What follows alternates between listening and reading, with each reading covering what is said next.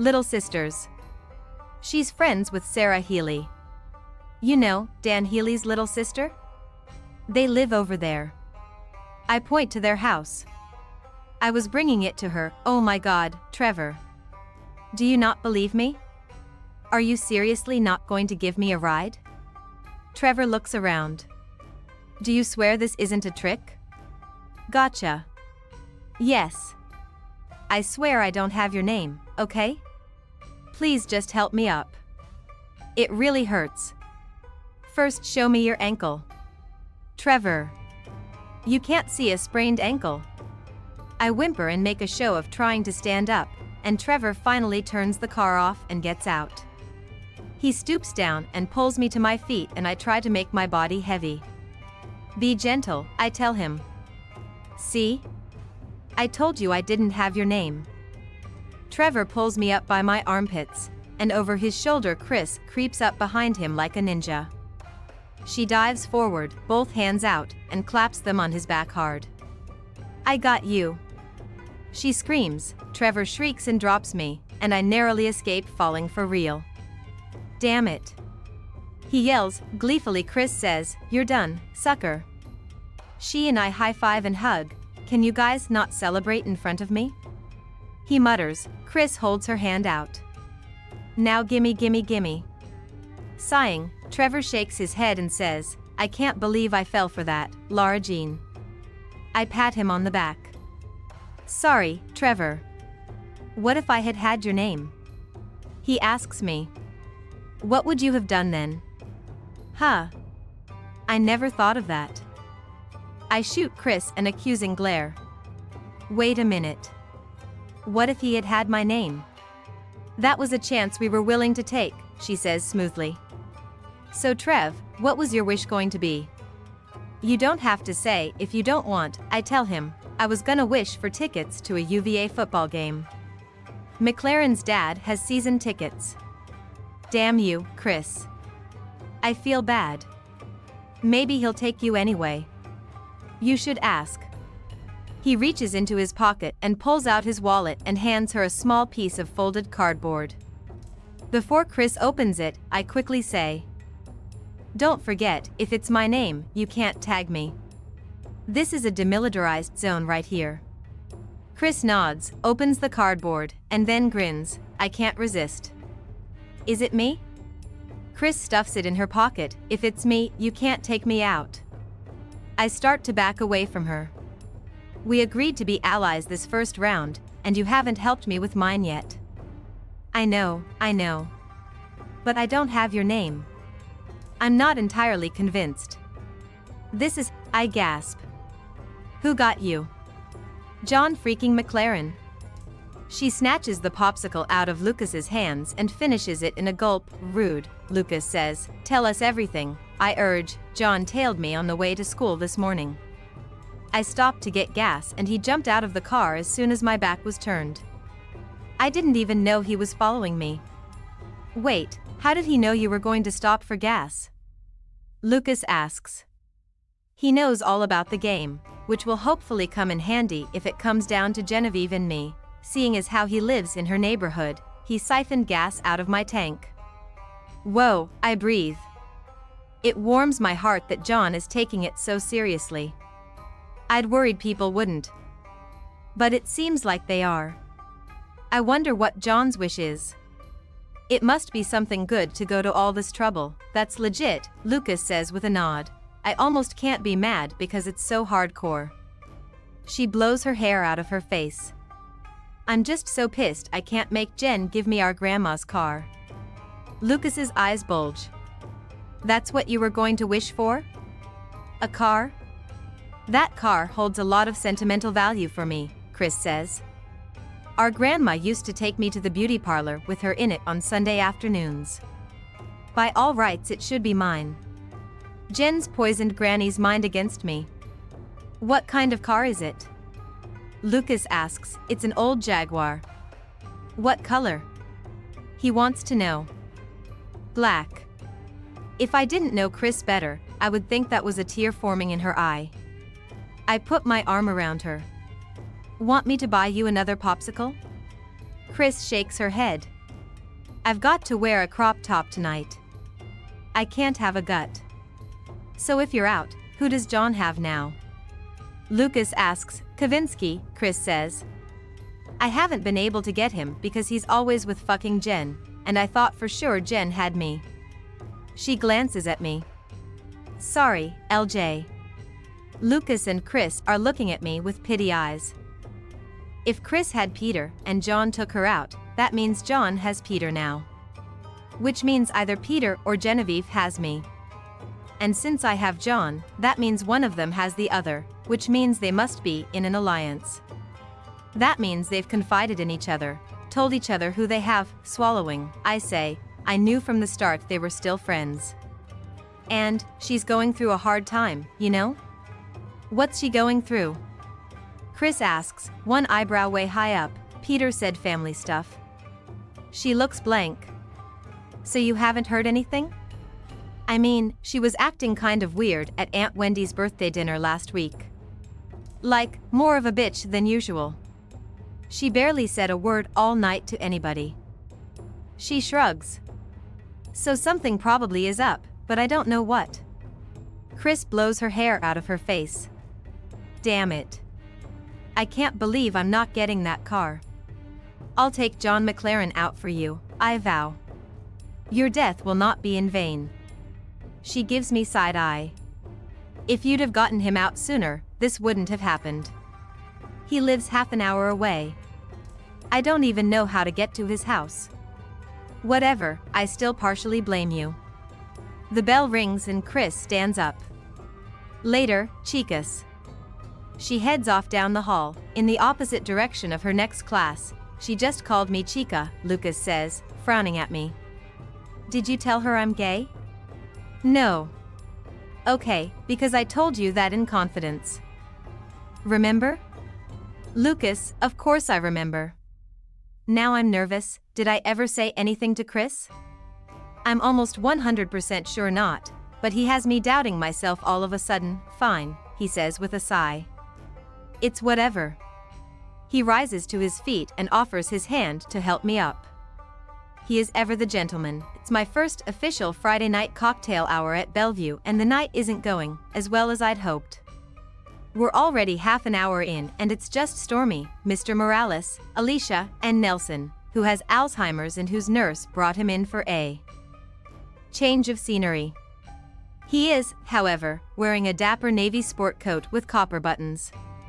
Not that many people came when Margot was in charge either. Mrs. McGuire was a regular, but she was moved to a different nursing home last month, and Mrs. Montero died over the holidays. But I made such a fuss to Jeanette about how I would breathe new life into cocktail hour, and now look at me.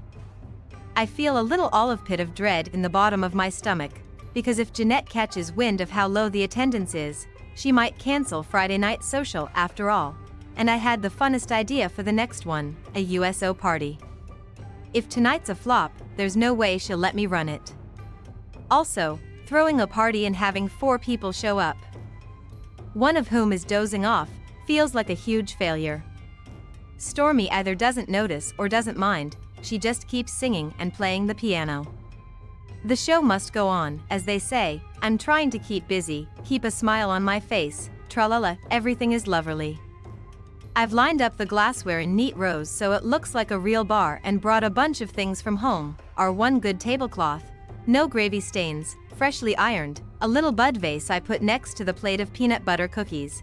At first I hesitated at peanut butter, what with allergies and all, but then I remembered that old people don't have as many food allergies. Mommy and Daddy's silver ice bucket with their monogram. A matching silver bowl with cut up lemons and limes. I've already gone around knocking on doors of some of the more active residents, but most weren't home.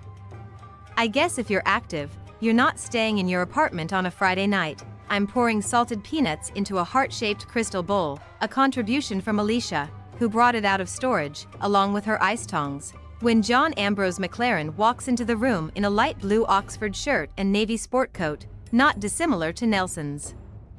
I nearly scream out loud, clapping my hands to my mouth. I drop to the floor, behind the table.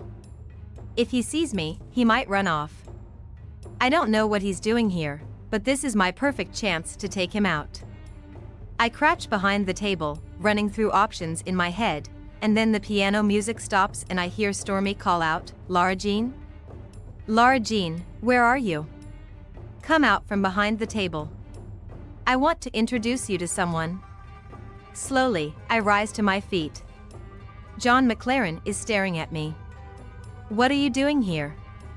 He asks me, tugging on his shirt collar like it's choking him. "I volunteer here," I say, still keeping a safe distance. "Don't want to spook him." Stormy claps her hands. "You two know each other?" John says, "We're friends." "Grandma. We used to live in the same neighborhood." "Stormy's your grandma?" My mind is blown. So John is her grandson she wanted to set me up with. Of all the nursing homes in all the towns in all the world, my grandson looks like a young Robert Redford. He does, he really does. She's my great-grandmother by marriage, John says. Stormy's eyes dart around the room. "Hush up. I don't want people knowing you're my great anything." John lowers his voice. "She was my great-grandpa's second wife. My favorite of all my husbands," Stormy says. "May he rest in peace, that old buzzard." She looks from John to me. "Johnny, be a dear and bring me a vodka soda with lots of lemons." She sits back at the piano bench and starts to play When I Fall in Love. John starts toward me, and I point at him. "Stop right there, John Ambrose McLaren. Do you have my name?" "No. I swear I don't." "I have, I'm not saying who I have." He pauses. "Wait a minute. Do you have mine?" I shake my head, innocent as a little lost lamb. He still looks suspicious, so I busy myself with making Stormy's drink. I know just how she likes it. I drop in 3 ice cubes, an 8-second pour of vodka, and a splash of soda water. Then I squeeze 3 lemon slices and drop them in the glass. "Here," I say, holding out the glass, "you can put it on the table," he says. "John, I'm telling you, I don't have your name." He shakes his head. "Table." I set the glass back down. "I can't believe you don't believe me. I feel like I remember you being a trusting kind of person who sees the good in people." "Sober as a judge," John says, "just stay on your side of the table." Shoot. How am I supposed to take him out if he makes me stay 10 feet away all night? Airily I say, "Fine by me." "I don't know if I believe you either, so. I mean, this is a pretty big coincidence, you showing up here." Stormy guilt me into coming. I snap my head in Stormy's direction. She's still playing the piano, looking over at us with a big smile. Mr. Morales sidles up to the bar and says, "May I have this dance, Lara Jean?" "You may," I say. To John the first warn, "Don't you dare come close to me." He throws his hands out like he's warding me off. "Don't you come close to me." As Mr. Morales leads me in a slow dance, I press my face against his shoulder to hide my smile. I'm really quite good at this espionage thing. John McLaren is sitting on a love seat now, watching Stormy play and chatting with Alicia. I've got him right where I want him. I can't even believe how lucky I am. I'd been planning on showing up at his next Model UN meeting, but this is so much better. I'm thinking I'll come up from behind him, take him by surprise, when Stormy stands up and declares she needs a piano break. She wants to dance with her grandson. I go turn on the stereo and cue up the CD we decided on for her break. John is protesting. "Stormy, I told you I don't dance." He used to try and fake sick during the square dancing unit in gym. That's how much he hates dancing. Stormy doesn't listen, of course. She pulls him off the love seat and starts trying to teach him how to foxtrot. "Put your hand on my waist," she orders. I didn't wear heels to sit behind a piano all night. Stormy's trying to teach him the steps, and he keeps stepping on her feet. Ouch! She snaps. I can't stop giggling. Mr. Morales is too. He dances us over closer. "May I cut in?" he asks, "please." John practically pushes Stormy into Mr. Morales' arms. "Johnny, be a gentleman and ask Lara Jean to dance," Stormy says as Mr. Morales twirls her. John gives me a searching look, and I have a feeling he's still suspicious of me and whether or not I have his name. "Ask her to dance," Mr. Morales urges, grinning at me. "She wants to dance, don't you, Lara Jean?" I shrug a sad kind of shrug. Wistful. The very picture of a girl who is waiting to be asked to dance. I want to see the young people dance. Norman yells. John McLaren looks at me, one eyebrow raised. "If we're just swaying back and forth, I probably won't step on your feet." I feign hesitation and then nod. My pulse is racing. Target acquired, we step toward each other, and I thread my arms around his neck, and he puts his around my waist, and we sway, off beat. I'm short, not even 5'2", and he looks just under 6 feet tall, but in my heels we're a good height for dance partners. From across the room Stormy smiles knowingly at me, which I pretend not to see. I should probably go ahead and take him out before he's onto me, but the residents are so enjoying watching us dance. It couldn't hurt to hold off just a few minutes. As we sway, I'm remembering the 8th grade formal, how everyone paired up and no one asked me to go. I'd thought Genevieve and I were riding over together, but then she said Peter's mom was taking them, and they were going to a restaurant first, like a real date, and it would be awkward if I tagged along. So it ended up being her and Peter and Sabrina Fox and John. I'd hoped John McLaren would ask me for a slow dance, but he didn't dance with anyone. The only guy who really danced was Peter. He was always in the center of the cool people dance circle. John's hand is pressed against my back, leading me, and I think he's forgotten all about the game. I've got him in my crosshairs now. "You're not so bad," I tell him. Song's halfway over. I'd better hop to the beat. "I've got you in 5, 4, 3, 2, so you and Kavinsky, huh?" He's distracted me completely, and I've forgotten all about the game for a moment. "Yeah," clearing his throat, he says, "I was pretty surprised that you guys were together." "Why? Because I'm not his type?" I say it casually, like it's nothing, a fact, but it stings like a little pebble thrown directly at my heart. "No, you are." "Then why?" I'm pretty sure John's going to say, "Because I didn't think he was your type." Just like Josh did, he doesn't answer right away. "That day you came to Model UN, I tried to follow you out to the parking lot, but you were already gone. Then I got your letter, and I wrote you back, and you wrote me back, and then you invited me to the treehouse thing. I guess I didn't know what to think. You know what I mean?" He looks at me expectantly, and I feel like it's important that I say yes. All the blood rushes to my face, and I hear a pounding in my ears, which I belatedly realize is the sound of my heart beating really fast. My body is still dancing, though. He keeps talking. Maybe it was dumb to think that, because all that stuff was such a long time ago. All what stuff? I want to know. But it wouldn't be right to ask. "Do you know what I remember?" I ask suddenly. "What?" "The time Trevor's shorts split open when you guys were playing basketball. And everybody was laughing so hard that Trevor started getting mad. But not you. You got on your bike and you rode all the way home and brought Trevor a pair of shorts. I was really impressed by that." He has a faint half smile on his face. "Thanks." Then we're both quiet and still dancing. He's an easy person to be quiet with. "John?" I look up at him. "I have to tell you something." "What?" "I've got you. I mean, I have your name in the game." "Seriously?" John looks genuinely disappointed, which makes me feel guilty. "Seriously." "Sorry." I press my hands against his shoulders. Tag. "Well, now you have Kavinsky." I was really looking forward to taking him out, too. I had a whole plan and everything. All eagerness I ask, "What was your plan? Why should I tell the girl who just tagged me out?" He challenges, but it's a weak challenge, just for show, and we both know he's going to tell me. I play along. Come on, Johnny.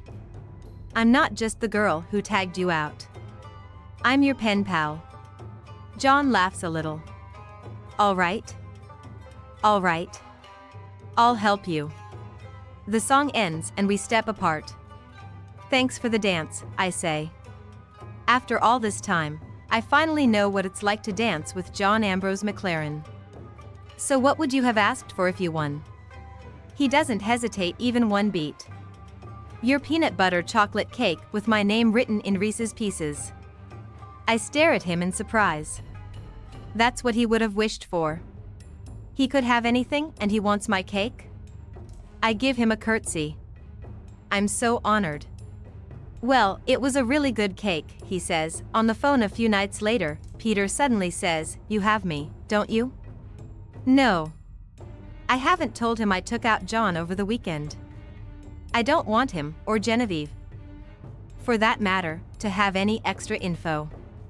It's down to the three of us now, so you do have me. He lets out a groan. I don't want to play this game anymore. It's making me lonely and really frustrated. I haven't seen you outside of school for a week. When is this going to be over? Peter, I don't have you. I have John. I feel a little guilty for lying, but this is how winners play this game. You can't second guess yourself.